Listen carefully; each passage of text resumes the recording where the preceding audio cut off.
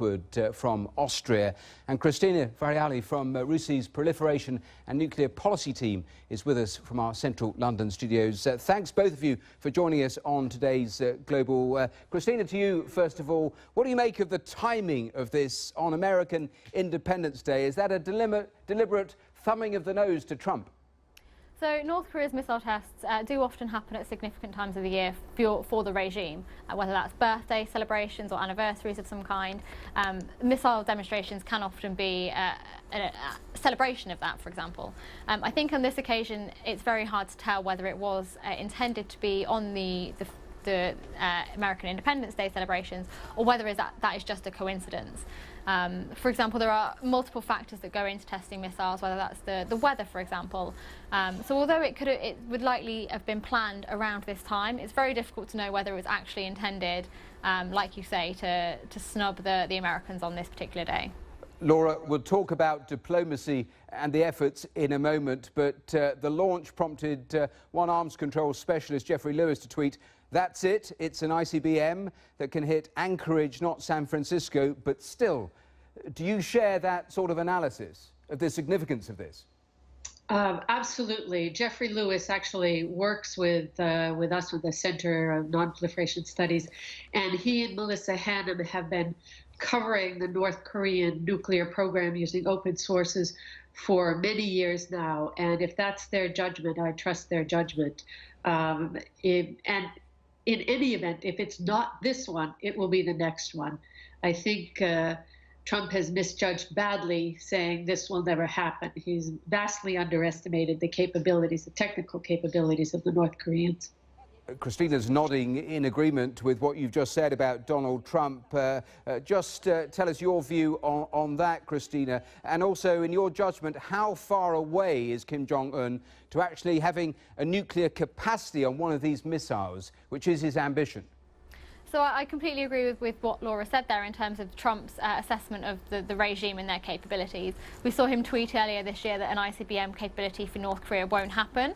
And now actually we've seen that progress to the point where this missile can be categorised as an intercontinental ballistic missile. And that range, yes, it doesn't necessarily target more strategic areas in the US, but being able to reach Alaska is still a significant development. In terms of being able to fit the nuclear capability on that missile, we're still waiting for the final data on that to come out. Obviously, last year we did see the what was now known as the disco ball, so the miniaturized aspect of the North Korean nuclear capability, and whether actually it could fit on this particular missile and how that weight would affect its flight times and its flight distance. Laura, briefly on this point, is the major worry just the acceleration we've seen from this North Korean leader since he's been in power, both on the missile side and the nuclear program side?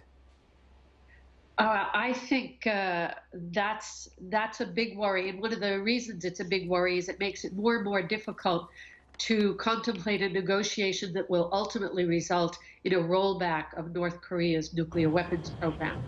We might be able to agree on status quo. It's not an ideal situation, but it makes it harder and harder to negotiate a rollback. I think that's the most troubling aspect of. So, Laura, when you hear the Russians and the Chinese today, their two presidents, say we need to have more talks, we need a simultaneous freeze, both on the nuclear and missile program from Pyongyang, but also South Korea and US war games, is there any likely traction in a suggestion like that?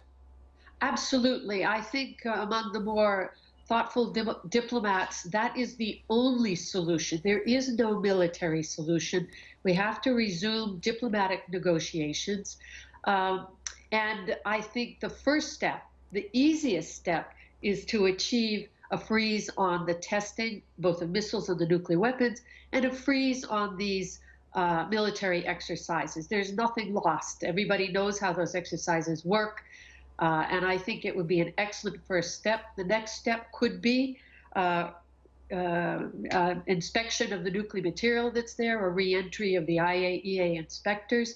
These are all possible, but it requires sitting down and talking to each other before those will happen. It also is built on a premise that Kim Jong-un will play ball, and I'll come back to that point in a moment. But Cristina, just in terms of the China element, Donald Trump is urging them to actually put more pressure on North Korea to end this nonsense, as he calls it. Is there more that China can do? So, especially for the implementation of financial sanctions, China could play a bigger role. They have a strong economic relationship in both terms of imports and exports with North Korea, and it is widely known that not all institutions within China comply to the sanctions as stringently as they could do. And there's also an activity of, for example, front companies and shell companies utilising China's space. That operate on behalf of the North Korean regime.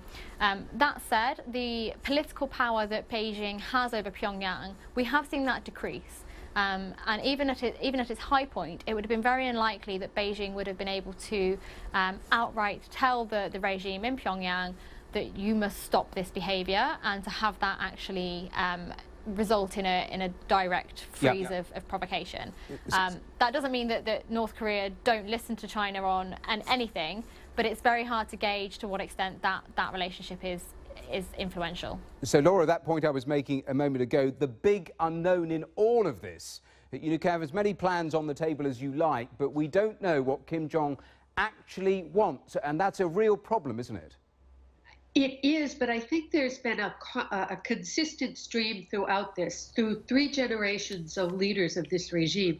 And it has been to get the U.S. attention, to get some kind of a deal with the United States. And I don't think it is coincidental that this test was on the eve of the 4th of July. He's known for the grand gesture. It's really, I think it's about getting the U.S. attention. And I hope that works in a positive direction and not in a negative direction. Well, just a final point, Laura, on that, because Laura Rosenberger, who was a former advisor to Hillary Clinton, tweeted, picking a Twitter fight with a nuclear-armed dictator is not wise. This is not reality TV anymore. Just in terms of how Donald Trump reacts, how critical are the decisions he's likely to make in the coming weeks? Incredibly, incredibly critical. This is not about chest beating and egos. This is about countries getting together and working out international security. This is not about who's the bigger guy. The United States is the biggest power in the world right now. It has room to negotiate, and I think that's what it should be doing in the interest of the global community. Well, Laura Lockwood, Cristina Varriale, thank you both for joining us here and discussing the ramifications from this test and joining us on today's programme. Thanks so much for your time. Well, we'll have plenty more on that story throughout today's Global. Also